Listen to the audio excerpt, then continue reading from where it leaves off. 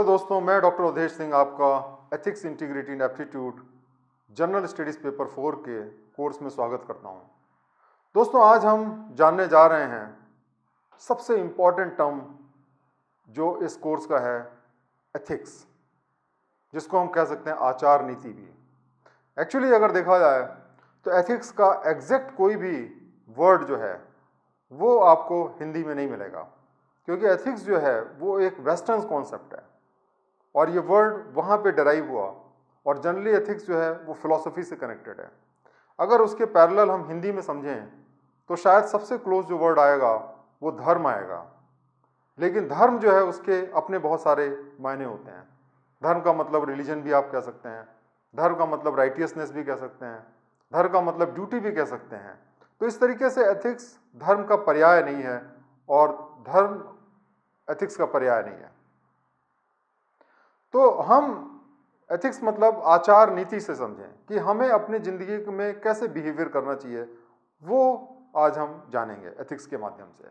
तो सबसे पहले हम एथिक्स जो शब्द है उसकी उत्पत्ति के बारे में समझते हैं कि जो एथिक्स शब्द है वो ग्रीक वर्ड है इथियोस या एथिकोस, जिसका मतलब होता है हैबिट या कस्टम, यहाँ से बना हुआ है। इसका मतलब देखिए क्या होता है कि जो एथिक्स वर्ड है या जो एथिक्स है ये कोई ऐसा कोड ऑफ कंडक्ट नहीं है, ऐसा कोई बिहेवियर नहीं है जिसको कि हम यूनिवर्सली लागू कर सकते हैं। ये हम ट्रेडिशन से सीखते हैं, कस्टम से सीखते हैं और हमारी हैबिट में ये बन जाता है। इसीलिए आप देखेंगे कि दो लोगों के एथिक्स भी सेम नहीं होते हैं। इसीलिए आप देखेंगे कि दो देशों के एथिक्स सेम नहीं होते हैं। जो चीज़ एक समाज में अच्छी मानी जाती है दूसरे समाज में वही चीज़ बुरी मानी जाती है। और इसीलिए इसका जो रिश्ता है वो हमारे कस्टम, ट्रेडिशन और संस्कारों से होता है। और इसीलिए एथिक्स हर सोसाइटी में अलग रहती है। लेकिन इसके बावजूद कुछ ऐसी चीज़ें हैं जो एक सोसाइटी में लोगों को जोड़ने के लिए बहुत ज़रूरी हैं, जिनके बिना सोसाइटी चल नहीं सकती, जिनके बिना परिवार चल नहीं सकता, जिनके बिना देश चल नहीं सकता, और उनको हम कॉमन मान सकते हैं सारे दुनिया में और उनको हम एथिक्स कह सकते हैं। एथिक्स को जब हम डिफाइन करते हैं तो ये फिलॉसफी की उस ब्रांच के बारे में हम बात करते हैं जो सिस्टमेटाइज करता है या सिस्टमेटिक मतलब तरीके से उसको प्रेजेंट करता है, डिफेंड करता है या रिकमेंड करता है किस चीज़ को, क्या चीज़ सही है क्या चीज़ गलत है। Concept of right and wrong, इसका मतलब ये है कि सही क्या है गलत क्या है, इसकी जो विवेचना है वो जो ब्रांच फिलॉसफी की करती है उसको हम एथिक्स कह सकते हैं। एथिक्स का देखिए पर्पस क्या होता है, एथिक्स हम क्यों पढ़ना चाहते हैं और एथिक्स क्यों जरूरी है। क्योंकि जो एथिक्स होता है वो हमें सिखाता है कि हम जिंदगी को कैसे जिएं, या जिंदगी को जीने का जो सबसे बेहतरीन नज़रिया है, बेहतरीन तरीका है वो क्या है, आइडियल तरीका क्या है जिंदगी को जीने का। और दूसरी बात कि हमको ये सिखाता है कि गिवन सिचुएशन में, एक सिचुएशन जो हमारे सामने आती है उस सिचुएशन में सही क्या है गलत क्या है। अब जैसे कि मान लीजिए, सपोज करिए कि आप ये सोचते हैं कि हमेशा हमें सच बोलना चाहिए, ये बहुत अच्छी बात है। लेकिन मान लीजिए कि ऐसी सिचुएशन आती है कि कुछ डाकू लोग जो हैं किसी आदमी का पीछा कर रहे हैं या किसी बच्चे का पीछा कर रहे हैं और वो बच्चा किसी पेड़ के पीछे छुप जाता है। अब वो डाकू आपसे पूछते हैं कि वो बच्चा कहाँ पे है, तो क्या ये आपके लिए उचित रहेगा कि आप सत्य बता दें और वो डाकू लोग जा करके उस बच्चे की जान ले लें या उसको किडनैप कर लें, या उस समय आप झूठ बोलें कि नहीं मुझे नहीं पता, मैंने बच्चे को नहीं देखा, वो आपका विचार सही होगा। तो इस तरीके से आपने देखा कि ये जो सिचुएशन है उसके हिसाब से कई बार हमें अपने प्रिंसिपल्स को डिसाइड करना पड़ता है।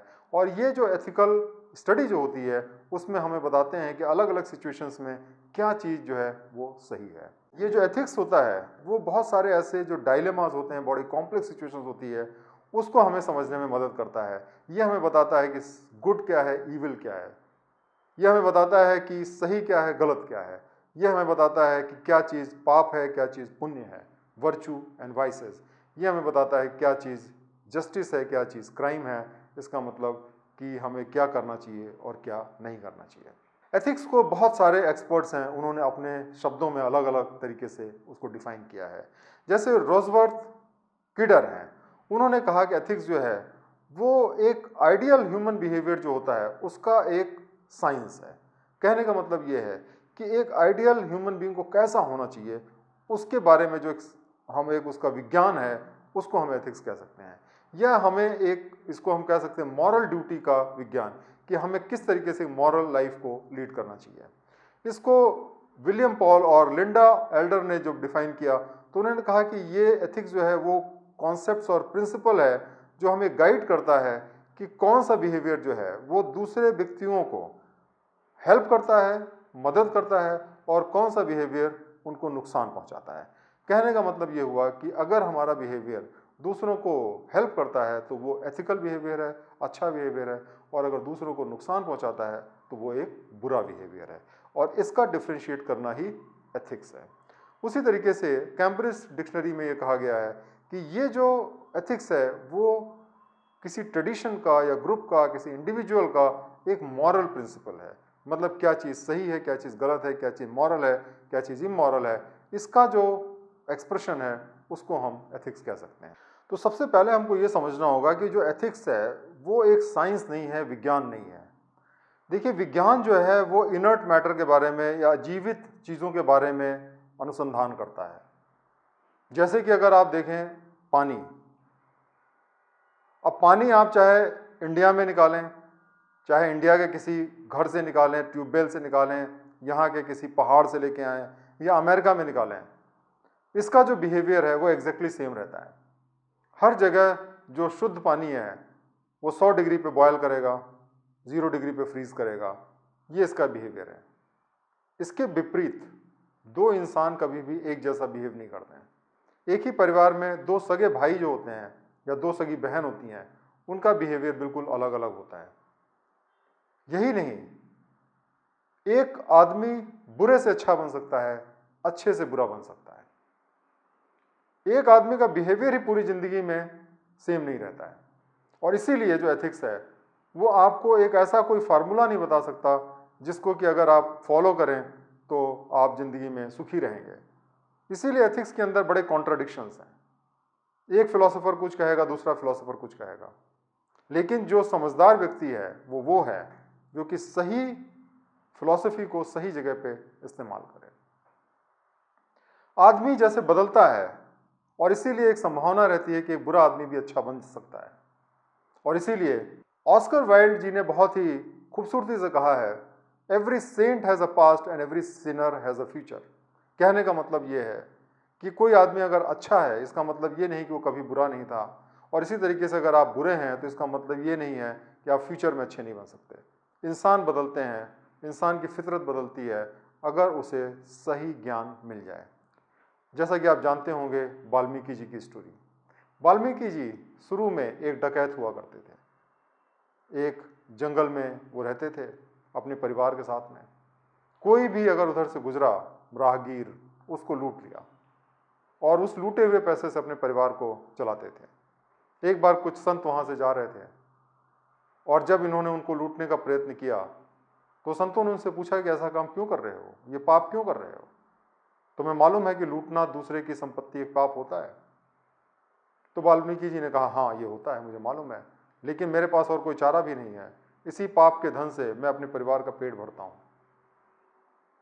तो संतों ने कहा कि आप परिवार का पेट तो इससे भरते हैं, लेकिन जो आप पाप करते हैं क्या आपका परिवार उसमें भागीदार बनेगा? तो वाल्मीकि जी ने बड़ा कॉन्फिडेंटली कहा कि हाँ बिल्कुल बनेगा। जब वो हमारे पैसे को शेयर करते हैं तो पाप को क्यों नहीं भागीदार बनने। तो संतों ने कहा ठीक है, आप जाइए अपने घर में पता करके आइए कि क्या आपका वो पाप बांटने को तैयार है। अगर वो बांटने को तैयार है आप सब कुछ ले जाइए हमारा। वाल्मीकि जी अपने घर गए, परिवार के एक एक सदस्य से पूछा कि क्या तुम मेरा पाप बांटने को तैयार हो? सारे सदस्यों ने कहा कि नहीं, पाप तो आप करते हैं तो आप भुगतिए, हम क्यों उसको बांटें। तब वाल्मीकि को बात समझ में आई। वो गए और संतों के पैर पकड़ लिए। उन्होंने कहा कि हमें माफ़ कर दीजिए, मैं गलत रास्ते पे था, अब मुझे आप बताइए कि मैं सही रास्ते पे कैसे आऊँ। तो संतों ने कहा कि आप इसके लिए राम का भजन करिए, राम राम बोलिए। लेकिन वो इतने पापी थे, इतने पाप उनके ऊपर थे कि वो राम राम भी नहीं बोल पाते थे। तो संतों ने कहा कि ठीक, आप मरा मरा बोलिए। तो मरा मरा मरा मराम करते करते धीरे धीरे राम बोलना शुरू किया, और इस तरीके से वो एक बहुत बड़े संत, बहुत बड़े महर्षि बन गए और उन्होंने रामायण की रचना की, और आज दुनिया उनको महर्षि वाल्मीकि के नाम से जानती है। तो इस तरीके से आपने देखा कि एक डकैत भी एक महर्षि बन सकता है अगर उसको सही ज्ञान हो जाए। और इसीलिए दोस्तों एथिक्स की जो सब्जेक्ट है ये बहुत इंपॉर्टेंट है, इसकी जानकारी बड़ी इंपॉर्टेंट है, क्योंकि अगर आपको ये पता चल जाए कि क्या ज़िंदगी में सही है, क्या ज़िंदगी में गलत है, तो आपकी ज़िंदगी का नज़रिया बदल जाता है, आप एक बुरे आदमी से एक अच्छे इंसान बन जाते हैं। ज़्यादातर लोग जो गलतियां करते हैं, क्राइम करते हैं, पाप करते हैं, वो अपने इग्नोरेंस की वजह से करते हैं, अज्ञानता की वजह से करते हैं। अगर आपको सही ज्ञान हो तो आप गलत काम नहीं करेंगे, और अगर आपका ज्ञान ही गलत हो तो आप सही काम कैसे कर सकते हैं। इसीलिए जो सही और गलत का फर्क है, जो अच्छाई और बुराई का फर्क है, वो एथिक्स हमको सिखाता है, ताकि हम सही रास्ते पे चल सकें और अपनी ज़िंदगी को खुशमय तरीके से जी सकें। जिस सोसाइटी में सारे लोग एथिकल होते हैं, अच्छे होते हैं, वो सोसाइटी बहुत तेज़ी से प्रोग्रेस करती है, क्योंकि वहाँ पे कॉन्फ्लिक्ट नहीं होती, आपस में लड़ाई नहीं होती, और हर आदमी अपने अपने सही रास्ते पे चलता रहता है। हमें ये जानना होगा कि एथिक्स आता कहाँ से है, एथिक्स के सोर्सेज क्या हैं। एथिक्स के बहुत सारे सोर्सेज होते हैं। धर्म से एथिक्स आता है, जिस राष्ट्र में हम रहते हैं वहाँ पे जो नियम कानून है वहाँ से एथिक्स बनता है, जो कल्चर और ट्रेडिशंस हैं जहाँ पे हम बड़े होते हैं, पलते हैं, वहाँ से एथिक्स आता है। हमारे जो परिवार होता है, हमारे जो दोस्त होते हैं, उनसे हम सीखते हैं एथिक्स। हम अपने स्कूल में सीखते हैं, अपने फ्रेंड से सीखते हैं, अपने टीचर से सीखते हैं। उसी तरीके से कुछ प्रिंसिपल्स हम अपने रैशनल थिंकिंग से भी डेवलप करते हैं। हम लॉजिकल थिंकिंग से सोचते हैं कि हाँ भाई क्या सही होना चाहिए, क्या गलत होना चाहिए, वहाँ से भी एथिक्स जो है पैदा होता है। हमें ये जानने की ज़रूरत है कि जो इंसान होता है वो भगवान और जो एक जानवर है उसके बीच में कहीं ना कहीं एग्जिस्ट करता है। हमारा एक स्वरूप है जो दैविक है, और एक स्वरूप हमारा ऐसा है जो बहुत ही किसी भी जानवर की तरह ही होता है। जो हमारा निचला स्वरूप है, लोअर सेल्फ है, वो एक जानवर की तरह होता है, और हम खाना एंजॉय करते हैं, सेंसुअल सेटिस्फैक्शन एंजॉय करते हैं, इंद्रियों का सुख हमें अच्छा लगता है, हम स्वार्थी होते हैं, हर चीज़ अपने लिए करना चाहते हैं, हम अपनी ही खुशी के बारे में सोचते हैं। ये हमारा जो है निम्न स्तर का जो नेचर है वो होता है। लेकिन हमारा एक उच्च स्तर का भी नेचर होता है, जिसकी वजह से हम दुनिया से जुड़ना चाहते हैं, दुनिया की मदद करना चाहते हैं, आत्मा की हम बात सुनना चाहते हैं। और ये जो नेचर होता है ये हमें अच्छे काम करने को विवश करता है। तो जब हम अपने उच्च विचार को फॉलो करते हैं, अपने आदर्शों को फॉलो करते हैं, तो हम नैतिक काम करते हैं। और जब हम अपने सेल्फ इंटरेस्ट या स्वार्थ को फॉलो करते हैं, अपने बारे में सोचते हैं, तो अनैतिक काम करते हैं। तो इस तरीके से ये जो एथिकल नॉलेज होती है ये हमें दिखाती है कि हम कैसे इस दुनिया से जुड़े हुए हैं, और कैसे अगर हम दुनिया का भला करेंगे तभी हमारा भला होगा। और अगर ये ज्ञान आपको मिलेगा और इस ज्ञान को आप सीखेंगे तो आपकी ज़िंदगी में मूलभूत परिवर्तन आएगा, और आप एक बुरे आदमी से अच्छे आदमी बन जाएंगे। और ये इसलिए भी ज़रूरी है कि जो एक सिविल सर्वेंट है वो इस सोसाइटी का एक अभिन्न हिस्सा होता है, और अगर सिविल सर्वेंट जो होता है वो अच्छा है तो सोसाइटी अच्छी बन जाएगी, और अगर उसके अंदर बुराई है तो सोसाइटी बुरी बनेगी। तो बहुत बहुत धन्यवाद ये आपको लेक्चर देखने के लिए, और मुझे उम्मीद है कि आपको जो एथिक्स है या जो नैतिक शास्त्र है इसका आपको एक बेसिक ज्ञान हो गया होगा, इसकी आपने समझा।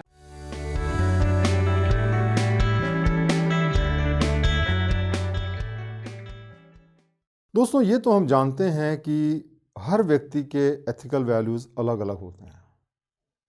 हर सोसाइटी में हर तरीके के लोग पाए जाते हैं, लेकिन ये जानना भी ज़रूरी है कि जो हमारे वैल्यूज़ हैं, जो एथिक्स हैं, वो कहाँ से आते हैं, कौन कौन से ऐसे फैक्टर्स हैं जो उसको डिसाइड करते हैं। तो आज हम जानेंगे डिटरमिनेंट्स ऑफ एथिक्स, मतलब कि एथिक्स को डिटरमिन करने के कौन कौन से फैक्टर्स हैं उसके बारे में हम जानेंगे। तो देखिए, जो फैक्टर्स हैं जो हमारे एथिकल कंडक्ट को डिसाइड करते हैं या शेप करते हैं, उनको हम कहते हैं डिटरमिनेंट्स ऑफ एथिक्स।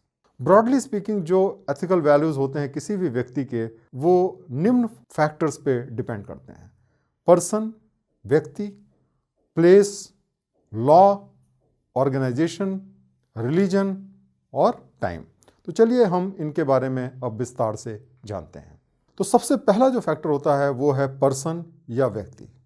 देखिए, हर व्यक्ति यूनिक होता है। जब वो पैदा होता है तभी से उसके अंदर कुछ यूनिकनेस होती है, कुछ उसके यूनिक एट्रीब्यूट्स होते हैं, और ये जो हैं उसके एथिकल वैल्यूज़ को धीरे धीरे लाइफ में शेप करते हैं। देखिए, एक ही घर में दो बच्चे पैदा होते हैं, दो सगे भाई होते हैं, और वो एक ही पेरेंट्स जो होते हैं उनकी परवरिश करते हैं, लेकिन जब वो बड़े होते हैं तो आप पाएंगे कि उनके जो एथिकल वैल्यूज़ हैं वो अलग अलग हो जाते हैं। क्यों? क्योंकि कुछ ऐसी चीज़ें हैं जो कि इनहेरेंट होती हैं, जो उसका नेचर होता है, और ये जो नेचर होता है वो उसकी एथिकल वैल्यू को शेप करता है।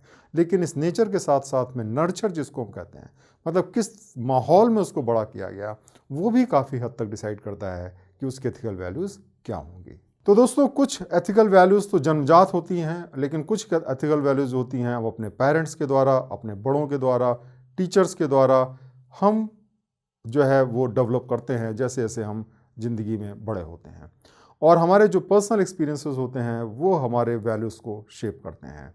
जैसे कि जो पेरेंट्स हमारे होते हैं, अगर वो एथिकल हैं तो काफ़ी चांसेस हैं कि हम उनके कदम चिन्हों पे चलेंगे और हम वैसे बनने की कोशिश करेंगे।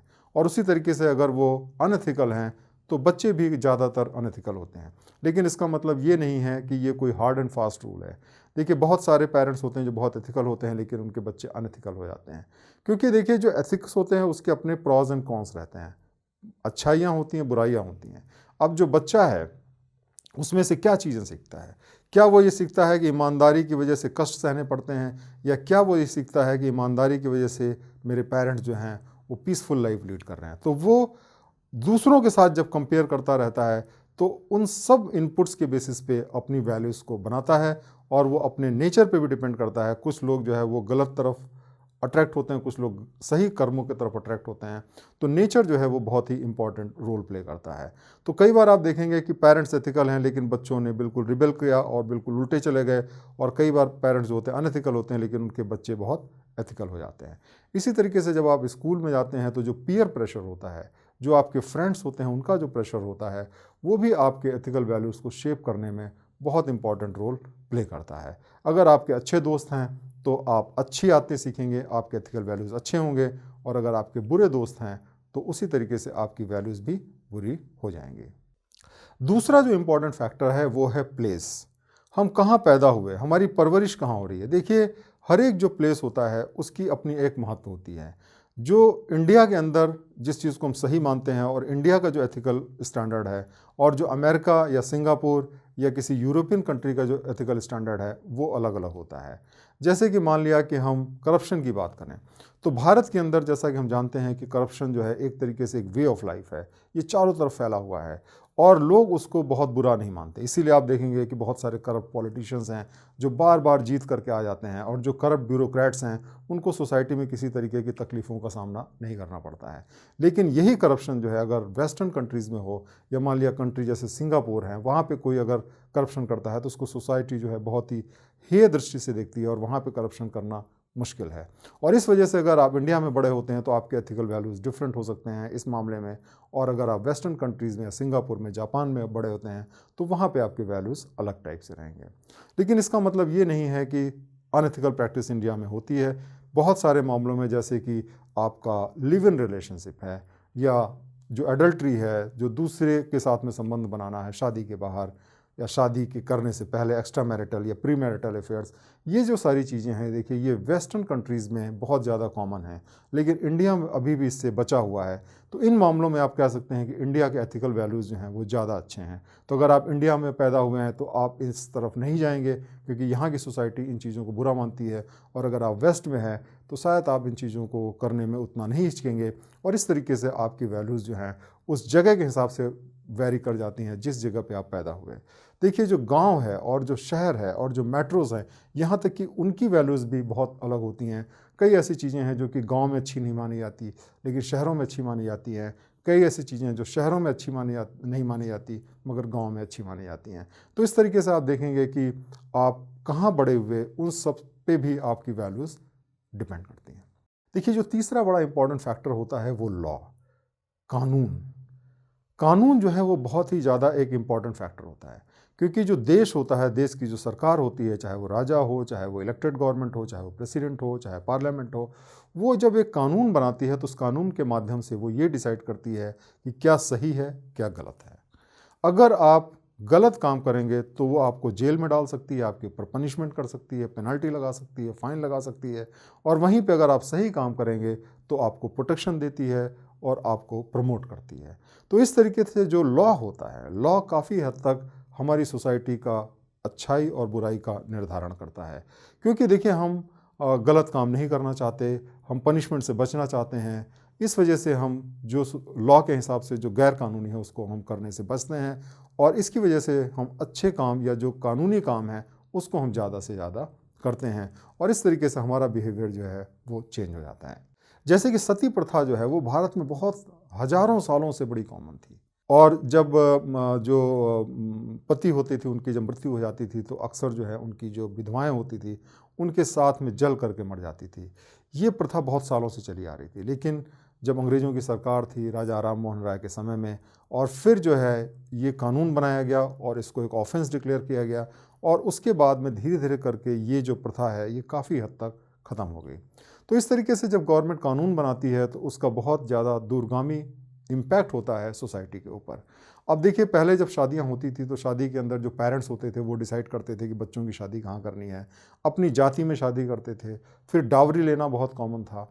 लेकिन जब गवर्नमेंट ने ये कानून बना दिए जिसमें कि उन्होंने inter caste marriages, inter religion marriages सारी की सारी अलाउ कर दी, और जो एडल्ट है उनको ये फ्रीडम दिया कि भाई आप अपने हिसाब से डिसाइड करेंगे कि आपको कहाँ शादी करनी है। तो इससे जो है वो लोगों का जो एथिकल वैल्यूज़ है, जो वैल्यूज़ है, वो बहुत ज़्यादा ट्रांसफॉर्म हुआ। इसी तरीके से डॉवरी जो कि इतनी कॉमन हुआ करती थी, आज बहुत सारे ऐसे लोग हैं जो डॉवरी को नहीं लेते हैं, क्योंकि ये गैर कानूनी हो चुकी है।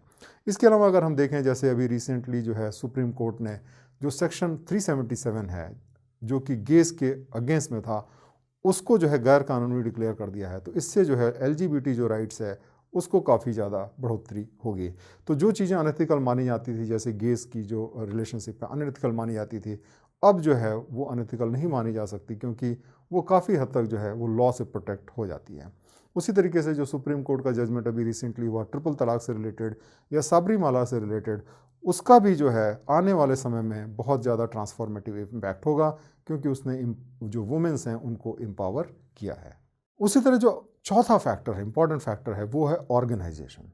देखिए, जिस ऑर्गेनाइजेशन में हम काम करते हैं वो हमारे एथिकल वैल्यूज़ को काफ़ी हद तक डिटरमिन करता है, क्योंकि उनकी संगति में हम हमेशा रहते हैं, और हर जो ऑर्गेनाइजेशन होती है उसका अपना एक कल्चर होता है। जब हम उस ऑर्गेनाइजेशन को ज्वाइन करते हैं तो धीरे धीरे हम अपने को बदलते हैं ताकि उस ऑर्गेनाइजेशन के कल्चर में फिट हो सकें। तो इस तरीके से जो ऑर्गेनाइजेशन है वो हमारे वैल्यूज़ को बहुत हद तक अफेक्ट करता है।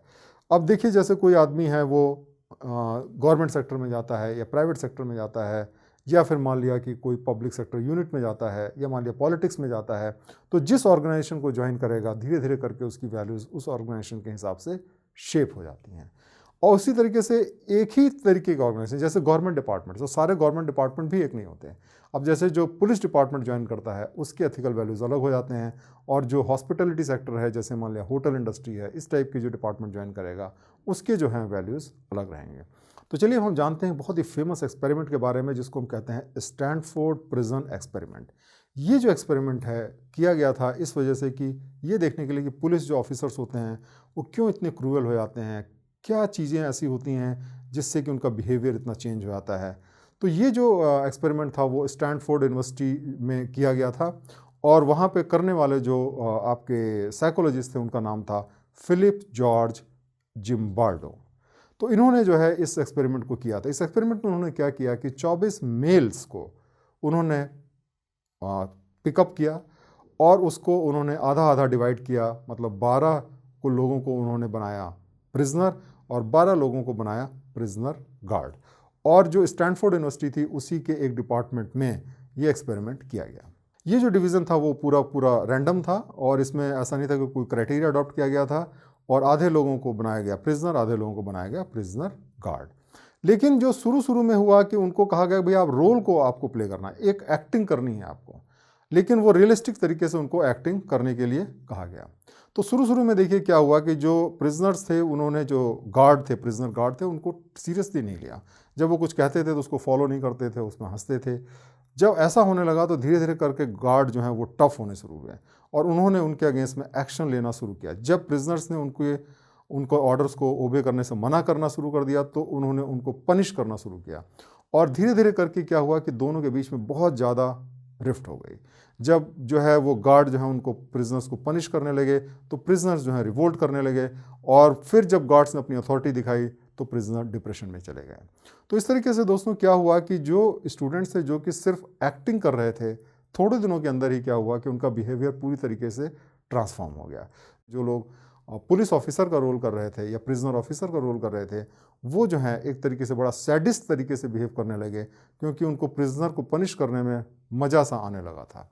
जो स्टूडेंट्स जो हैं जो प्रिजनर का जो रोल प्ले कर रहे थे वो पूरी तरीके से डिप्रेस्ड हो गए और बहुत सारे साइकोलॉजिकल सिम्टम्स जो है उनके क्रिएट हो गया। अल्टीमेटली ये जो एक्सपेरिमेंट था जिसको कि 2 वीक के लिए प्लान किया गया था, इसको जो है 6 दिन के अंदर ही बंद करना पड़ा, क्योंकि इसका जो इम्पैक्ट था, साइकोलॉजिकल इम्पैक्ट था, वो बहुत ही ज़्यादा निगेटिव हुआ जो भी आपके पार्टिसिपेंट्स हैं। तो इससे दोस्तों हमने ये देखा कि जब 6 दिन के अंदर जो है लोगों का बिहेवियर इतना ज़्यादा चेंज हो सकता है, तो आप सोचिए उसके बारे में जिसने पूरी ज़िंदगी एक पर्टिकुलर डिपार्टमेंट में या ऑर्गेनाइजेशन में लगानी है, तो उसके बिहेवियर में ये निश्चित है कि बहुत सारा ट्रांसफॉर्मेशन होगा। और इस तरीके से ऑर्गेनाइजेशन जो है वो हमारे एथिकल वैल्यूज़ को काफ़ी हद तक शेप करता है। 5वां जो इंपॉर्टेंट फैक्टर होता है वो है रिलीजन। देखिए ये बात सही है कि साइंस और टेक्नोलॉजी ने पिछले 100 सालों में बहुत ज़्यादा प्रगति की है और बहुत सारे लोग साइंटिफिक प्रिंसिपल्स को मानते हैं, लेकिन उसके बावजूद 90% से भी ज़्यादा लोग पूरे विश्व में जो हैं वो अपने को धार्मिक कहते हैं, उनकी धार्मिक आस्था है। वो जो धर्म में लिखा हुआ है, जो उनके स्क्रिप्चर्स में लिखा हुआ है, उसको वो बहुत अहमियत देते हैं। इसलिए क्या होता है, अगर स्क्रिप्चर में कोई चीज़ मना की हुई है तो वो नहीं करते हैं, और अगर कोई चीज़ परमिटेड है तो वो करते हैं, और इसकी वजह से उनके एथिकल वैल्यूज़ जो हैं वो शेप होते हैं, क्योंकि जो गुड एंड बैड जो है वो जो है अपने स्क्रिप्चर से सीखते हैं। जैसे कि मान लिया शराब पीना जो है वो इस्लाम में हराम है, बुरा है, और इसलिए मुस्लिम्स जो है शराब नहीं पीते हैं, जबकि ये क्रिश्चियनिटी में परमिटेड है, इसलिए क्रिश्चियंस जो हैं वो ज़्यादातर शराब पीते हुए पाए जाते हैं। उसी तरह जो हिंदुइज़्म है उसके अंदर लोगों को कास्ट बेसिस पे डिवाइड किया गया है, और इसी वजह से आप देखेंगे कि हिंदूज जो हैं वो कास्ट डिस्क्रिमिनेशन करते हैं। जो अपर कास्ट के लोग हैं वो अक्सर जो है लोअर कास्ट के लोगों को एक्सप्लॉइट करते हैं।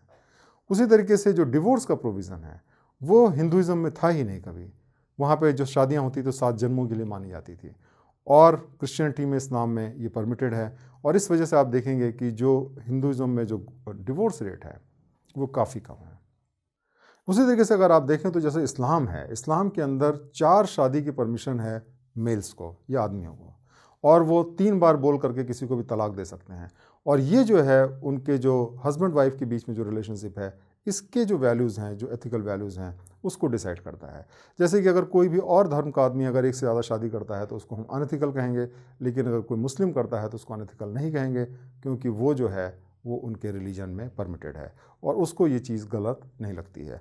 तो इस तरीके से रिलीजन जो है वो हमारे एथिकल वैल्यूज़ को काफ़ी हद तक शेप करता है।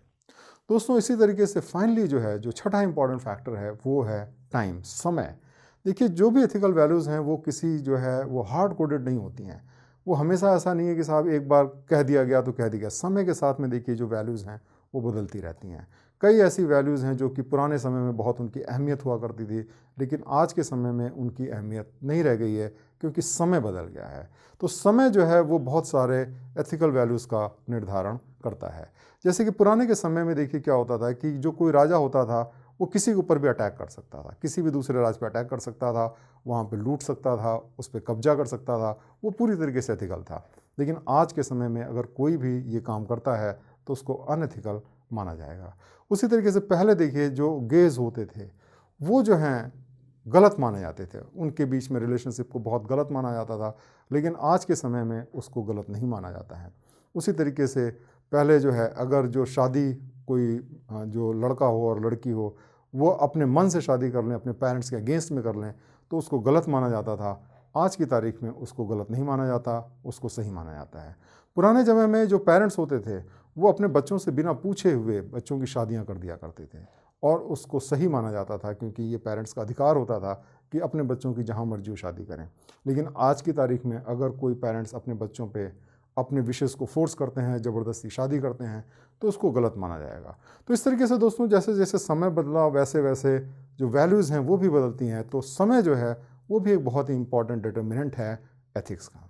तो दोस्तों, इस तरीके से आज हमने जाना कि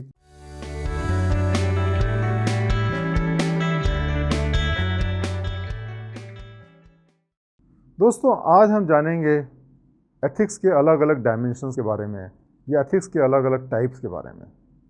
एथिक्स जो है वो एक ब्रांच है फिलॉसफी की, और उसको हमने कई पार्ट में डिवाइड किया है, जिसको हम डायमेंशंस ऑफ एथिक्स कह सकते हैं। तो सबसे पहले हम जानते हैं कि एथिक्स क्या होता है। देखिए, जैसा कि हमने पहले स्टडी किया है कि एथिक्स जो है हमें ये बताता है कि जो सही ह्यूमन कंडक्ट है, हमारा जो सही बिहेवियर है, वो क्या होना चाहिए। इसमें हम बेसिक कॉन्सेप्ट्स को और जो फंडामेंटल प्रिंसिपल्स हैं जिसके बेसिस पे ये हम डिसाइड करते हैं क्या चीज़ सही है क्या चीज़ गलत है, ये हम एथिक्स में स्टडी करते हैं। इसके अंदर हम उन वैल्यूज़ को स्टडी करते हैं, यूनिवर्सल वैल्यूज़ को स्टडी करते हैं, जो कि ज़रूरी है अगर हम एक अच्छी ज़िंदगी जीना चाहते हैं। अब देखिए, एथिक्स कोई अकेली चीज़ नहीं है जिसके अंदर हम बताते हैं कि क्या सही है क्या गलत है। अगर हम धर्मों की बात करें तो धर्मों के अंदर भी हमें ये बताया जाता है क्या चीज़ सही है क्या चीज़ गलत है, क्या चीज़ अच्छी है क्या चीज़ बुरी है, गुड है ईविल है। ये सारी चीज़ें जो हैं वो धर्मों में भी बताई जाती हैं। लेकिन धर्मों में जो भी लिखा होता है, वो उनके जो धर्म ग्रंथों में होता है, स्क्रिप्चर्स में होता है, वो भगवान के शब्द माने जाते हैं, और इसलिए उसके अंदर कोई चेंज नहीं हो सकता। जैसे हैं वैसे ही आपको उनको फॉलो करना है। दूसरी बात क्या होती है कि जब कोई भी चीज़ आपके स्क्रिप्चर्स में लिखी होती है, धर्म ग्रंथों में लिखी होती है, तो उसके अंदर आपको कारण नहीं बताया जाता है कि क्यों ये चीज़ अच्छी है क्यों ये चीज़ बुरी है। क्योंकि इसको धर्म ग्रंथों में लिख दिया गया, इसलिए हर एक को उसको मानना चाहिए, उसको क्वेश्चन नहीं करना चाहिए। जबकि अगर हम एथिक्स की बात करें तो यहाँ पर जो हम बताते हैं क्या चीज़ सही है क्या चीज़ गलत है, उसको लॉजिकल डिस्कशन से हमको एक्सप्लेन करना होता है, हमको लॉजिक से समझाना होता है कि क्या चीज़ सही है और क्यों सही है। हमें एविडेंस देने पड़ते हैं, और इसी तरीके से हमें एक इन्वेस्टिगेशन की ज़रूरत होती है, जिसके माध्यम से हम कहते हैं कि भाई ये चीज़ सही है ये चीज़ गलत है। और उसको कोई भी क्वेश्चन कर सकता है। धर्म को तो कोई क्वेश्चन नहीं कर सकता, लेकिन एथिक्स में जो भी थ्योरीज हैं उनको क्वेश्चन किया जा सकता है, और इसीलिए समय के हिसाब से एथिक्स जो है बदलता रहता है। तो इसलिए हमें ये समझना पड़ेगा कि भले ही धर्म और एथिक्स दोनों हमें बताते हैं क्या सही है क्या गलत है, लेकिन धर्म में चेंज नहीं हो सकता है, एथिक्स में चेंज होता रहता है। अब चलिए हम बात करते हैं कितने डायमेंशंस होते हैं एथिक्स के। देखिए, एथिक्स के 4 डायमेंशंस होते हैं। पहला डायमेंशन होता है मेटा एथिक्स। मेटा एथिक्स के अंदर हम ये एग्जामिन करते हैं कि ये जो एथिकल प्रिंसिपल हैं वो कहाँ से पैदा हुए, उसका मतलब क्या है, उसकी ओरिजिन क्या है, ये चीज़ जो है हम मेटा एथिक्स में स्टडी करते हैं। दूसरा होता है डिस्क्रिप्टिव एथिक्स। डिस्क्रिप्टिव एथिक्स के अंदर हम लोगों के जो विश्वास है, लोगों का जो सोच है कि क्या चीज़ मॉरल है क्या चीज़ मॉरल नहीं है, ये मॉरल है, उसके बारे में हम स्टडी करते हैं। और ये इसलिए ज़रूरी होता है कि समय के साथ में जो एथिक्स है वो बदलता चला जाता है, और इसीलिए कई सारे एथिकल प्रिंसिपल्स हो सकते हैं जो हज़ारों साल पहले दिए गए, आज हो सकता है वो वैलिड ना हो। तो हमें पता करते रहना पड़ता है कि सोसाइटी में क्या चीज़ सही और क्या चीज़ गलत मानी जाती है, और इसको हम एम्पेरिकल स्टडी के माध्यम से करते हैं। इसको हम बाद में काफ़ी डिटेल में डिस्कस करेंगे। उसके बाद में जो नेक्स्ट होता है उसको हम कहते हैं नॉर्मेटिव एथिक्स। नॉर्मेटिव एथिक्स जो है वो हमें ये सिखाता है कि एक सिचुएशन के अंदर हमें क्या करना चाहिए जो एथिकल है, और ये प्रेस्क्रिप्टिव होता है। कहने का मतलब कि आपको अलग अलग सिचुएशंस पे क्या राइट डिसीजन है, आपका क्या एथिकल है क्या अनएथिकल है, ये आपको बताता है। चौथी जो डायमेंशन है वो है अप्लाइड एथिक्स। इसके अंदर हम स्टडी करते हैं जो कंट्रोवर्शियल इश्यूज होते हैं, जैसे कि अबॉर्शन हो गया, जैसे कि डिफॉरेस्टेशन हो गया, जैसे कि अगर हम बात करें तो हमारे जो मेडिकल एथिक्स होते हैं, जेनेटिक डेवलपमेंट, ऐसे करके बहुत सारे कंट्रोवर्शियल इश्यूज होते हैं जिसके अंदर बहुत लोगों का कहना है कि ये सही है, बहुत लोगों का कहना है ये गलत है, उसको हम अप्लाइड एथिक्स के दायरे में रखते हैं। और ये जो चारों डायमेंशंस हैं इनके बारे में हम काफ़ी डिटेल में आगे के लेसन्स में बताएंगे, लेकिन हम आपको ये बताना चाहते हैं कि जो मेटा एथिक्स है, मेटा एथिक्स को हम 2 पार्ट में डिवाइड कर सकते हैं। एक होता है मेटाफिजिकल इश्यूज और दूसरा होता है साइकोलॉजिकल इश्यूज। मेटाफिजिकल जो इशू होता है उसको हम फिर 2 पार्ट में डिवाइड कर सकते हैं, एब्सोल्यूटिज्म और रिलेटिविज्म। मतलब क्या वो एब्सोल्यूट है या क्या वो रिलेटिव होता है। और ये सारे जो आपके डायमेंशंस हैं मेटा एथिक्स के और बाकी जो चीज़ें हमने डिस्कस की, ये सारे हम अलग जो हमारे लेसन्स आएंगे आगे, उनमें हम इसको डिटेल में डिस्कशन करेंगे।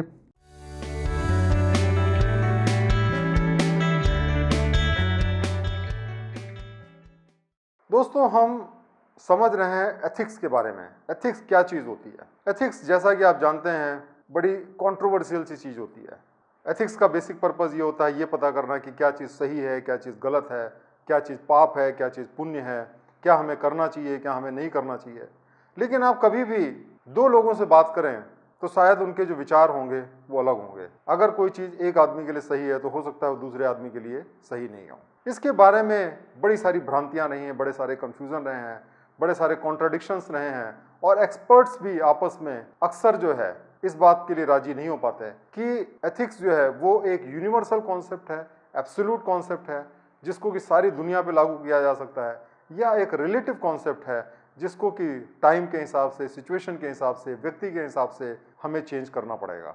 तो आज हम सीखने जा रहे हैं, या आज हम समझने जा रहे हैं एथिक्स के दो बेसिक जो कंट्रोवर्सीज हैं, दो बेसिक कॉन्सेप्ट्स हैं, वो है एब्सोल्यूटिज्म एंड रिलेटिविज्म। कि ये जो एथिक्स है वो क्या एब्सोल्यूट होता है या रिलेटिव होता है, इसके बारे में हम जानेंगे। सबसे पहले हमें जानना पड़ेगा कि ये मेटा एथिक्स क्या होता है। देखिए, ये जो वर्ड मेटा है, ये जो है इसका मतलब होता है बियॉन्ड या अबव, और एथिक्स इसका मतलब कि जो एथिक्स के बियॉन्ड है। इसका मतलब कि जो एक तरीके से एथिक्स का जो सोर्स है या जहां से एथिक्स आते हैं उसको हम कहते हैं मेटा एथिक्स। इसलिए मेटा एथिक्स का मतलब क्या होता है कि एथिक्स होता ही क्यों है, इसकी जरूरत ही क्यों है, why ethics exist at all, ये आपका मेटा एथिक्स के डोमेन में आता है। और अगर हम इसको डिफाइन करें तो हम इसको कह सकते हैं कि ये जो मेटा एथिक्स है, it is the study of origin and meaning of the ethical concept. मतलब जो एथिकल कॉन्सेप्ट्स हैं उनकी ओरिजिन, उनकी शुरुआत कहाँ से हुई और उसका मतलब क्या है, इसकी जो स्टडी है उसको हम कहते हैं मेटा एथिक्स। मेटा एथिक्स को भी हमने दो ब्रॉड इश्यूज में डिवाइड किया। एक को हम कहते हैं मेटाफिजिकल इश्यूज और दूसरे को हम कहते हैं साइकोलॉजिकल इश्यूज। आज हम मेटाफिजिकल इश्यूज के बारे में चर्चा करेंगे। ये जो मेटाफिजिकल इश्यूज होता है, ये एक ऐसी ब्रांच है फिलॉसफी की जिसका मतलब ये होता है कि फंडामेंटल रियलिटी ऑफ बीइंग जो है वो क्या है। मतलब ये कि एक इंसान होता क्यों है, हमारा पर्पस क्या है, हमें कैसी जिंदगी जीनी चाहिए, इस तरीके के जो इश्यूज हैं वो बेसिकली मेटाफिजिकल इश्यूज में आते हैं। मेटाफिजिकल इश्यूज जो होते हैं उसका मतलब होता है कि जो फिजिकल एक्सपीरियंस है, मतलब जो हम देख सकते हैं अपनी आंखों से, जो सुन सकते हैं, जो हम स्पर्श कर सकते हैं, उसके बियॉन्ड का जो एक्सपीरियंस है क्या है, उसका सोर्स क्या है, वो आपका मेटाफिजिकल में आता है। इसको हम दो पार्ट में डिवाइड कर सकते हैं। ये जो मेटाफिजिकल इश्यूज है, एक को हम कहेंगे एब्सोल्यूटिज्म, मतलब कि ये जो एथिक्स है क्या ये एब्सोल्यूट है, वो एब्सोल्यूटिज्म के दायरे में आएगा। और दूसरा रिलेटिविज्म। अब हम इसकी विस्तार से चर्चा करते हैं। एब्सोल्यूटिज्म को हम समझने के लिए सबसे पहले हम एक किसी जिंदा इंसान या एक जीवित वस्तु या जीवित व्यक्ति को समझते हैं। जो भी एक जीवित व्यक्ति होता है उसमें एक आत्मा होती है और उसका एक शरीर होता है। उसका जो शरीर होता है वो हमें विजिबल होता है, हमें दिखाई देता है, और उसको हम मेज़र कर सकते हैं, उसका वजन क्या है, उस आदमी का इंटेलिजेंस क्या है, ये सारी चीज़ें हम मेज़र कर सकते हैं। लेकिन जो आत्मा होती है उसी की वजह से शरीर का वजूद होता है। अगर ये आत्मा ना हो शरीर के अंदर तो शरीर जो है वो बेसिकली डेड है और उसका कोई अस्तित्व रह नहीं जाता, उसके अंदर कोई भी कैपेबिलिटी नहीं रहती कि वो सोच सके या कोई भी काम कर सके। तो इसी तरीके से ये काफ़ी लोगों का मानना है कि जैसे कि हमारी जो आत्मा होती है वो अमर रहती है और वो ईश्वर का पार्ट है, उसी तरीके से जो हमारे एथिकल वैल्यूज़ हैं वो बेसिकली ईश्वरीय हैं, डिवाइन हैं। ये जो वैल्यूज़ हैं हमारे वो यूनिवर्सल हैं, मतलब कि सारे दुनिया में एक ही वैल्यूज़ होते हैं, सारे लोगों के लिए एक वैल्यूज़ होते हैं, समय के साथ नहीं बदलते हैं। ये एब्सोल्यूट होते हैं, ये आपके इटर्नल होते हैं, मतलब कि कभी भी ख़त्म नहीं होते। ये स्पिरिचुअल होते हैं, मतलब कि आप इसको महसूस नहीं कर सकते किसी भी फिजिकल चीज़ के द्वारा। ये अदर वर्ल्डली हैं, मतलब कि हम दूसरे दुनिया के से आते हैं और ये ईश्वरीय हैं, भगवान के तुल्य हैं। तो ये जो चीज़ें हैं ये जैसे एग्जिस्ट करती हैं, जैसे कि ईश्वर ने बनाया, जैसे ग्रेविटी ईश्वर ने बनाया, वैसे ही इन वैल्यूज़ को भी ईश्वर ने बनाया। ऐसा वो लोग मानते हैं जो कि ये मानते हैं कि एथिक्स जो होता है वो एब्सोल्यूट होता है। इसीलिए ये कहा जाता है कि जो एथिक्स होते हैं वो हमारे आत्मा से आते हैं। मतलब जब हम आत्मा की आवाज़ सुनते हैं और उसके हिसाब से काम करते हैं तो हमारा जो बिहेवियर होता है वो एथिकल होता है। गांधी जी जो है हमेशा जब भी कोई इंपॉर्टेंट डिसीजन लेते थे तो वो अपनी आत्मा की आवाज़ सुनते थे, इनर वॉइस सुनते थे। उसको लोग वॉइस ऑफ कॉन्शियस भी कहते हैं। तो ये जो चीज़ें हैं जो हमारे आत्मा से उदय होती हैं, उसको हम कहते हैं एथिकल चीज़ें। जो लोग इस विचार को समर्थन करते हैं वो ये मानते हैं कि जो एथिक्स हैं वो ईश्वरीय हैं, डिवाइन है, और जब हम इंसान की तरह जन्म लेते हैं तो हमें उसी समय ये एथिक्स जो है हमारी आत्मा में रहते हैं। दुनिया के जो बहुत बड़े फिलोसोफर हैं, प्लेटो, उनका भी ये व्यू था कि जो हमारे जो एथिक्स हैं वो बेसिकली ईश्वरीय हैं, और ये ईश्वर की भावना को अगर हम फॉलो करते हैं तो हम एथिकल चीज़ों को फॉलो करते हैं। जो हमारे देश का कॉन्सेप्ट है धर्म का, जिसको हम धर्म कहते हैं, ये धर्म भी ये मानता है कि कुछ ऐसे बेसिक वैल्यूज़ हैं, कुछ ऐसे बेसिक मॉरल स्टैंडर्ड्स हैं, एथिकल स्टैंडर्ड्स हैं जो कि यूनिवर्सल हैं और जिसको हमें फॉलो करना चाहिए, जिनको कि हम धर्म कहते हैं। लेकिन इसके विपरीत ऐसे बहुत सारे लोग हैं जो मानते हैं कि एथिक्स जो होता है वो रिलेटिव होता है। इसका मतलब कि जो एथिक्स है वो ईश्वरीय नहीं है, इसे भगवान ने नहीं क्रिएट किया हुआ है, ये हमारे दिमाग की उपज है, ह्यूमन माइंड की उपज है, और इसीलिए ये सब्जेक्टिव है। इसीलिए एक एथिकल वैल्यू जो है अगर मान लिया भारत में मानी जाती है तो वो एथिकल वैल्यू हो सकता है अमेरिका में ना मानी जाती हो, या वो एथिकल वैल्यू हो सकता है चाइना में ना मानी जाती हो, क्योंकि ये जो एथिकल वैल्यूज़ हैं वो किसी भगवान के द्वारा नहीं क्रिएट किए गए हैं बल्कि इंसान के द्वारा क्रिएट किए गए हैं, और इस वजह से उसमें बायसेस हैं और इस वजह से उसमें सब्जेक्टिविटी है। जो रिलेटिविज्म वाले जो व्यूज़ हैं वो मानते हैं कि हमारे मॉरल स्टैंडर्ड समय के साथ में, सोसाइटी के साथ में बदलते रहते हैं। हर देश के, हर सोसाइटी के अपने अलग अलग मॉरल स्टैंडर्ड्स होते हैं। किसी एक ही देश में अगर आप देखेंगे तो जो गांव के मॉरल स्टैंडर्ड्स हैं, जो शहरों के मॉरल स्टैंडर्ड्स हैं, अक्सर उसमें बहुत ज़्यादा फ़र्क होता है। ये जो मॉरल स्टैंडर्ड हैं ये समय के साथ भी बदलते रहते हैं। जो मॉरल स्टैंडर्ड अब से 1000 साल पहले या 2000 साल पहले भारत में फॉलो किए जाते थे, आज वो मॉरल स्टैंडर्ड आप फॉलो नहीं कर सकते हैं। तो इससे ये प्रूफ होता है कि ये जो मॉरलिटी है या एथिक्स है ये रिलेटिव होती है, समय के साथ बदलती रहती है। जो लोग इस बात को समर्थन करते हैं उन फिलोसोफर को अक्सर स्केप्टिक्स कहा जाता है। स्केप्टिक्स बेसिकली वो फिलोसोफर्स होते हैं जो ये नहीं मानते कि ये जो वैल्यूज़ हैं वो यूनिवर्सल हैं या डिवाइन है। ऐसा नहीं है कि वो ये मानते हैं कि एथिक्स होने ही नहीं चाहिए, वो मानते हैं कि एथिक्स होने चाहिए, हमें एथिकल स्टैंडर्ड्स को फॉलो करना चाहिए, लेकिन इसलिए नहीं फॉलो करना चाहिए कि उसे ईश्वर ने बनाया है, इसलिए फॉलो करना चाहिए कि वो हमारे बेहतरी के लिए हैं। ये जो स्केप्टिक्स होते हैं वो इस बात को मानते हैं कि एथिक्स जो है वो ह्यूमन माइंड की क्रिएशन है, और इसी वजह से वो हमेशा चेंज हो सकते हैं और उनको हम चैलेंज भी कर सकते हैं।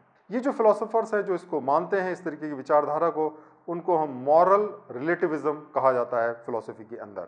और दो तरीके के मॉरल रिलेटिविज्म होते हैं, मतलब जो रिलेटिव फिलॉसफी है उसके अंदर भी दो विचारधाराएं हैं। सबसे पहली जो विचारधारा होती है उसको हम कहते हैं इंडिविजुअल रिलेटिविज्म। इसका मतलब ये हुआ कि जो रिलेटिविज्म है ये इंडिविजुअल क्रिएट करते हैं।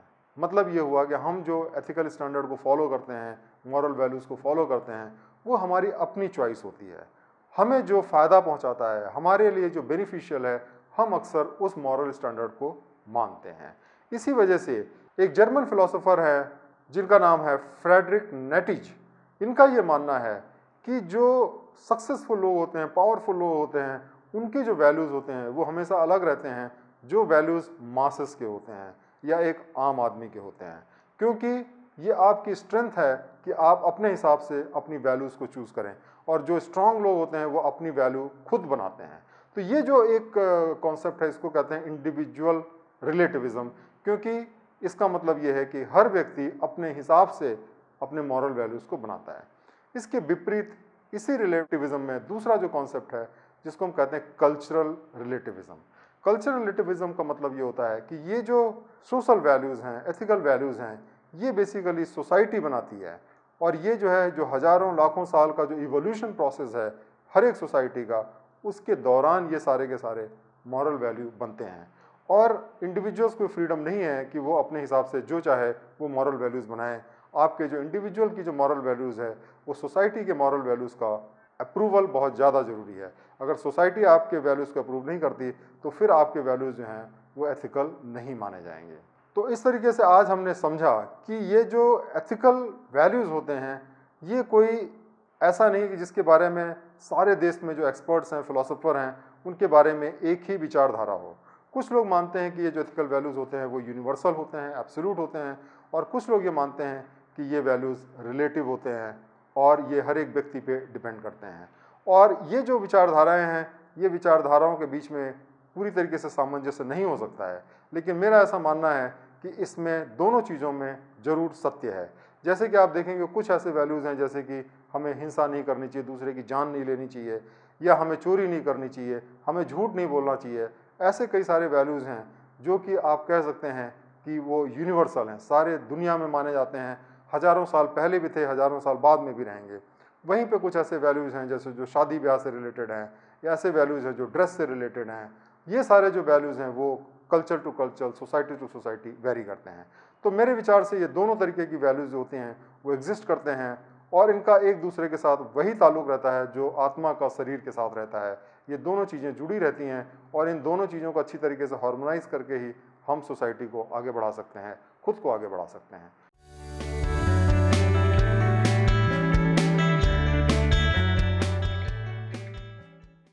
दोस्तों, हम चर्चा कर रहे हैं मेटा एथिक्स की। मेटा एथिक्स का क्या मतलब हुआ कि ये जो एथिक्स है उसका स्रोत क्या है, ये एथिक्स कहाँ से आता है, क्या ये ईश्वरीय है या साइकोलॉजिकल है। हमने पहले देखा कि जो मेटाफिजिकल एस्पेक्ट है उसके बारे में समझा। मेटाफिजिकल का मतलब हुआ बियॉन्ड फिजिकल, मतलब जो दिखाई ना दे या जो चीज़ दिखते हैं उसके ऊपर हो, जैसे आत्मा। तो जैसे आप देखते हैं कि कई लोग कहते हैं साहब कि एथिकल बिहेवियर जो होता है वो आत्मा से होता है। जब आप कोई गलत काम करना चाहते हैं तो आत्मा से आवाज़ आती है कि आप कोई गलत काम कर रहे हैं। तो वो एक ऐसी चीज़ है जो बड़ी मिस्टीरियस सी चीज़ है, और वो एक ऐसी चीज़ है जो शायद आपके विश्वास पे भी डिपेंड करती है। आप अगर भगवान को विश्वास नहीं करते हैं, आत्मा को विश्वास नहीं करते हैं, तो फिर उन चीज़ों पे आप विश्वास नहीं कर पाएंगे। तो मेटाफिजिकल जो कॉन्सेप्ट है उसके अंदर हमने देखा कि दो तरीके की चीज़ें थी। एक तो क्या था कि रिलेटिव, और दूसरा क्या था एब्सोल्यूट एथिक्स। तो कई सारे ऐसे एथिक्स होते हैं जैसे कि चोरी नहीं करना, किसी को मारना नहीं, ये सारे होते हैं जो पूरी दुनिया में सब जगह माने जाते हैं, जिसको हम कहते हैं कि साहब ये एब्सोल्यूट हैं। और रिलेटिव हो गए जैसे मैरिज से रिलेटेड हो गए, फैमिली से रिलेटेड बहुत सारे ऐसे कन्वेंशंस हैं जो कि हर सोसाइटी से सोसाइटी के बीच में डिपेंड करते हैं। अब हम आज सीखने जा रहे हैं साइकोलॉजिकल जो इश्यूज हैं मेटाफिजिक्स के।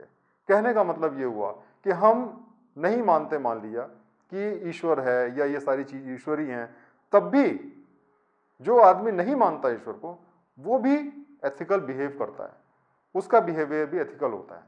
तो ऐसा क्यों होता है? तो आज हम उसके बारे में चर्चा करेंगे। देखिए, ये जो साइकोलॉजिकल इश्यूज हैं मेटा एथिक्स के, इसका मतलब ये होता है कि हम ये समझने की कोशिश करें कि भाई कुछ लोग एथिकल होते हैं और कुछ लोग अनएथिकल होते हैं। एक ही फैमिली के अंदर अगर आप देखें तो एक भाई बड़ा एथिकल है, एक भाई बड़ा अनएथिकल है। आप अगर किसी ऑर्गेनाइजेशन में जाएं तो आप देखेंगे कि एक आदमी है जो बिल्कुल ईमानदारी से काम कर रहा है, और एक आदमी है जो कि करप्ट है या गलत काम कर रहा है। तो ऐसा क्यों होता है? अगर वाकई एथिकल प्रैक्टिसेस से हमें फ़ायदा मिलता है, हमें सुकून मिलता है, हमें सफलता मिलती है, तो सारे लोगों को ये फॉलो करना चाहिए। तो ऐसा क्यों होता है कि एक आदमी एथिकल है और दूसरा आदमी एथिकल नहीं है?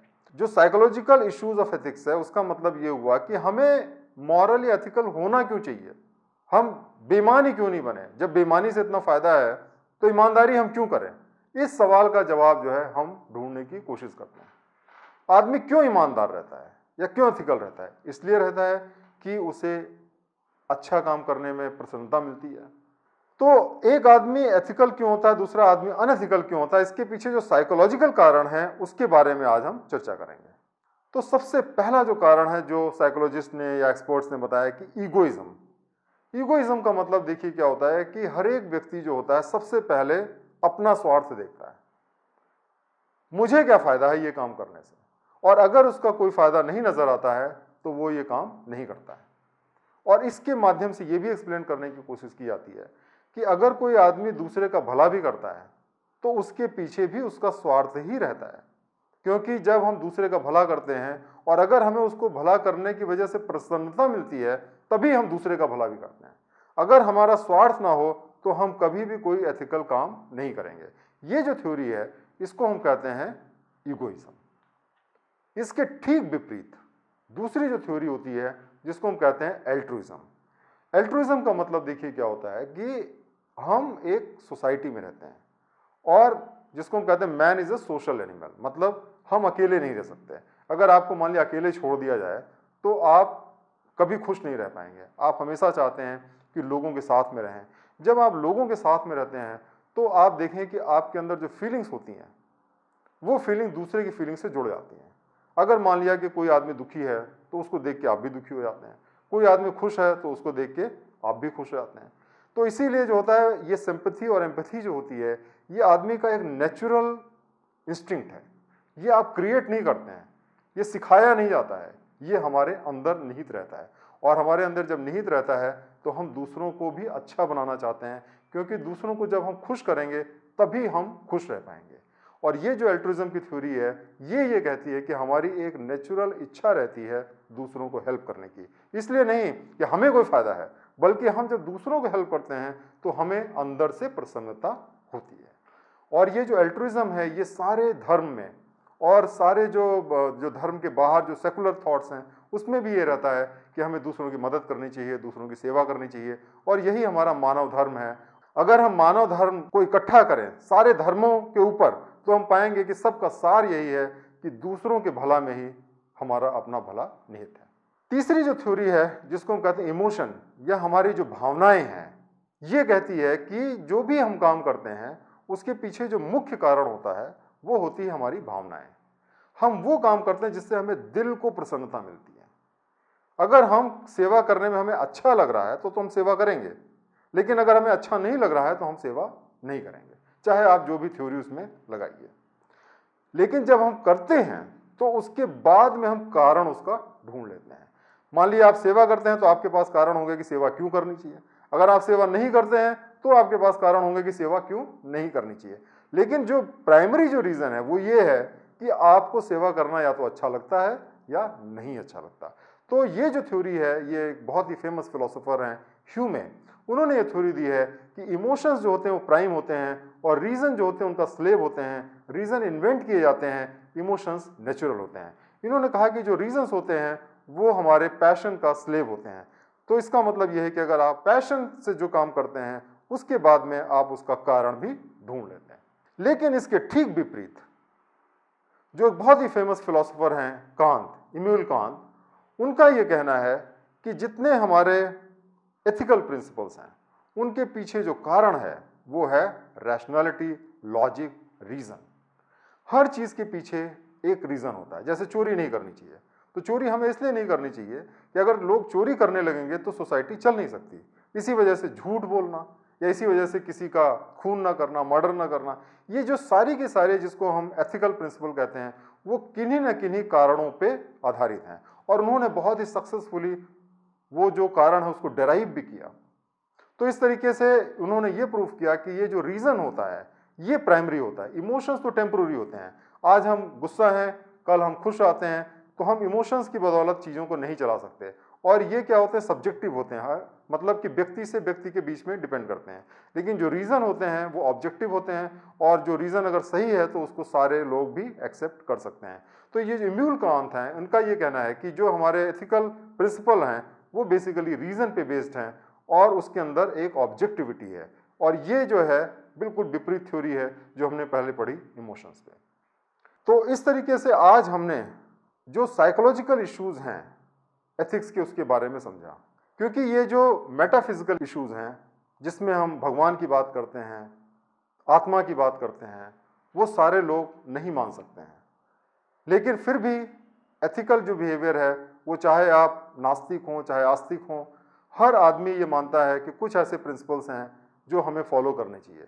तो आज हमने ये जो साइकोलॉजिकल इश्यूज हैं उनके बारे में चर्चा की। हमने 5 डिफरेंट थ्योरीज के बारे में चर्चा की कि जो एक्सप्लेन करते हैं कि हम क्यों एथिकल होते हैं या हमें क्यों एथिकल रहना चाहिए।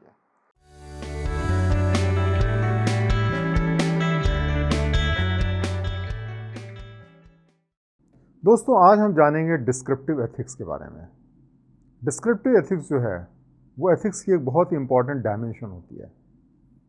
इसके बारे में आज हम स्टडी करते हैं और इसको हम कई बार कंपैरेटिव एथिक्स भी कहते हैं। देखिए, ये क्या होता है डिस्क्रिप्टिव एथिक्स। इस ब्रांच में हम स्टडी करते हैं कि लोग मॉरलिटी के बारे में क्या सोचते हैं। क्योंकि देखिए, ये जानना बहुत ज़रूरी है कि जो मॉरलिटी का जो कॉन्सेप्ट है वो समय के हिसाब से बदलता रहता है। हम मॉरलिटी के बारे में अपने धर्म ग्रंथों से जानते हैं, फिलोसोफर्स से जानते हैं, लेकिन बहुत सारी जो फिलॉसफीज़ हैं और जो धर्म ग्रंथ लिखे गए हैं वो हज़ारों साल पहले लिखे गए हैं, और उसके अंदर जो वैल्यूज़ हैं वो आउटडेटेड हो चुकी हैं आज के समय में। इसलिए जानना बड़ा ज़रूरी होता है कि आज के समय में क्या चीज़ लोग मॉरल या इमॉरल समझते हैं। तो ये जो होती है ये एम्पेरिकल रिसर्च होती है। कहने का मतलब कि हम लोगों से पूछते हैं कि भाई आप इस चीज़ को सही मानते हैं, गलत मानते हैं, मॉरल मानते हैं या इमॉरल मानते हैं, और उसके बेसिस पे हम डिसाइड करते हैं कि हाँ ये सोसाइटी आज के समय में मॉरल मानती है। तो ये जो है एक तरीके से एक्चुअल स्टडी होती है, साइंटिफिक तरीके से हम पता करने की कोशिश करते हैं। लोगों को हम जज नहीं करते हैं, हम ये पता करते हैं भाई आप इसको सही मानते हैं कि नहीं मानते हैं। और ये जनरली हम इस तरीके से पता करते हैं कि किस चीज़ को सोसाइटी रिवॉर्ड करती है या पनिश करती है। जैसे एक ज़माने में कोई आदमी अगर इंटरकास्ट शादी करता था तो सोसाइटी उसको बैकआउट कर देती है। क्या वो आज भी होता है? आज ये चीज़ें बड़ी कॉमन हो गई हैं, इंटर रिलीजियस मैरिजेस भी कॉमन हो गई हैं, आज उसको लोग बैकआउट नहीं करते हैं। एक ज़माने में अगर कोई आदमी जो है बिना शादी के लड़के लड़की एक साथ में रहें तो बहुत गलत माना जाता था। आज की तारीख में लिव इन रिलेशनशिप धीरे धीरे करके कॉमन होती चली जा रही हैं, और जो वेस्टर्न सोसाइटी है वहाँ तो बहुत ज़्यादा कॉमन हो गई है। तो इस तरीके से जो मॉरलिटी के कॉन्सेप्ट होते हैं समय के हिसाब से बदलते रहते हैं, और हमें ये जानने की ज़रूरत है कि आज की तारीख में क्या मॉरल है, क्योंकि मॉरलिटी का जो कॉन्सेप्ट होता है समय पे डिपेंड करता है, जगह पे डिपेंड करता है। जो इंडिया में मॉरल है वो अमेरिका में हो सकता है कि ना मॉरल हो, और यहाँ तक कि इंडिया की हम बात करें तो जो दिल्ली में मॉरल है वो हो सकता है कि हम बिहार में अगर चले जाएँ, बेगूसराय चले जाएँ या यूपी में चले जाएँ, बलिया चले जाएँ, वहाँ पे मॉरल ना हो। तो ये भी चीज़ होती है कि समय के हिसाब से मॉरल वैल्यूज़ बदलते रहते हैं, और फिर हम वहाँ से पता करते हैं कि भाई क्या सोसाइटी सोचती है किसी भी एक्शन के बारे में, और ये डिस्क्रिप्टिव एथिक्स में हम पता करते हैं। अब सवाल ये उठता है कि डिस्क्रिप्टिव एथिक्स जो होता है उसमें होता क्या है, और उसका क्या मतलब जो है पर्पज़ होता है, क्या उसके इंपॉर्टेंट फीचर्स हैं। तो देखिए डिस्क्रिप्टिव एथिक्स जो है एक बहुत ही हमें ऑथेंटिक साइंटिफिक तरीके से इंफॉर्मेशन प्रोवाइड करता है कि क्या चीज़ सही है, क्या चीज़ गलत है। तो ये हमें बताएगा, जैसे कि मान लिया कि 80% लोग ये समझते हैं कि इंटरकास्ट मैरिज सही है, इसका मतलब कि सोसाइटी आज की तारीख में उसको मॉरल नहीं मानती है। लेकिन अगर ये मान लिया आपको कहता है कि भाई केवल 10% लोग कहते हैं कि लिव इन रिलेशनशिप सही है, इसका मतलब कि सोसाइटी इसको आज मॉरल नहीं मानती है। इसमें क्या होता है कि हम किसी चीज़ को जज नहीं करते हैं या कि कोई चीज़ एथिकल है या अनएथिकल है, क्योंकि ये पुराने हमारे शास्त्रों में कहा गया है या फिलोसोफर्स ने हज़ारों साल पहले कहा हुआ है, बल्कि आज के जो कॉन्टेक्स्ट में, आज के समय में, आज की रियलिटी में क्या चीज़ मॉरल या क्या चीज़ इमॉरल मानी जाती है। एक ज़माना था जबकि जो बच्चे होते थे अगर पेरेंट्स की बात ना माने, पेरेंट्स के कहने पे शादी ना करें तो बहुत गलत माना जाता था। आज ये चीज़ कॉमन है। तो सोसाइटी जैसे बदली वैसे वैसे लोगों का बिहेवियर भी बदलता चला गया। डिस्क्रिप्टिव एथिक्स के अंदर जो होता है आपको ये समझना पड़ेगा कि ये जो चीज़ सही या गलत होती है वो पॉपुलर परसेप्शन पे डिपेंड करता है। मतलब जनता क्या समझती है, पॉपुलरिटी पे डिपेंड करता है, बजाय इसके कि क्या चीज़ सही होनी चाहिए, क्या चीज़ गलत होनी चाहिए। आप इसको डिस्कस कर सकते हैं कि लिव इन रिलेशनशिप सही है या गलत है, लेकिन अगर सोसाइटी में ज़्यादातर लोग उसको सही मानते हैं तो डिस्क्रिप्टिव एथिक्स आपको बताएगा ट्रू पिक्चर कि भले ही ये सही है गलत मुझे नहीं पता, लेकिन हाँ 90% लोग ये समझते हैं कि पर्टिकुलर चीज़ सही है। तो यहाँ पे हम डिस्कशन नहीं करते हैं, सिर्फ फैक्ट पता करते हैं। अब सवाल ये उठता है कि डिस्क्रिप्टिव एथिक्स का फ़ायदा क्या होता है। देखिए जब फिलोसोफर्स जो होते हैं उनको ये पता चलता है कि भाई आज के समय में क्या चीज़ मॉरल है, क्या चीज़ इमॉरल है, तो फिर वो ये भी जानने की कोशिश करते हैं कि क्यों मॉरल है और क्यों इमॉरल है। क्योंकि जो वैल्यूज़ हज़ारों साल पहले बनी वो आज मॉरल अगर नहीं है, क्योंकि सोसाइटी हमारी बदल गई है, इसलिए हमें उसको जानना ज़रूरी है, उसका कारण जानना ज़रूरी है। और उसके बेसिस पे क्या होता है कि जो फिलोसोफर्स होते हैं वो एथिक्स की नई नई थ्योरीज लाते हैं, जिससे कि जो रियलिटी है सोसाइटी की उसको एक्सप्लेन किया जा सके। देखिए एथिक्स कोई समय में गढ़ी हुई चीज़ नहीं है, पत्थर पे खींची हुई लकीर नहीं है। ये समय के हिसाब से बदलती रहती है, बदलते रहना भी चाहिए। जैसे जैसे सोसाइटी बदलती है वैसे वैसे एथिक्स की परिभाषा भी बदलती रहती है। डिस्क्रिप्टिव एथिक्स जो होता है उसका जो आधार होता है वो होता है एम्पेरिकल इन्वेस्टिगेशन, मतलब डेटा से बिल्कुल हम साइंटिफिक तरीके से चीज़ों को करते हैं। और इसीलिए जो इसका इस्तेमाल है बहुत सारी जो ब्रांचेज़ हैं नॉलेज की, जैसे इवोल्यूशनरी बायोलॉजी है, साइकोलॉजी है, सोशियोलॉजी है, एंथ्रोपोलॉजी है, इन सारी ब्रांचेज़ में ये जो डिस्क्रिप्टिव एथिक्स होता है इसका इस्तेमाल होता है। और ये जानना हमें ज़रूरी है कि आज के समय में क्या चीज़ लोग सही और क्या चीज़ लोग गलत समझते हैं, और फिर हम अपनी जो फिलोसॉफिकल थ्योरीज़ हैं उनको हम उसी हिसाब से मॉडिफाई करेंगे ताकि वो आज के समय में यूज़फुल हों और उसको लोग फॉलो करें। बहुत बहुत धन्यवाद।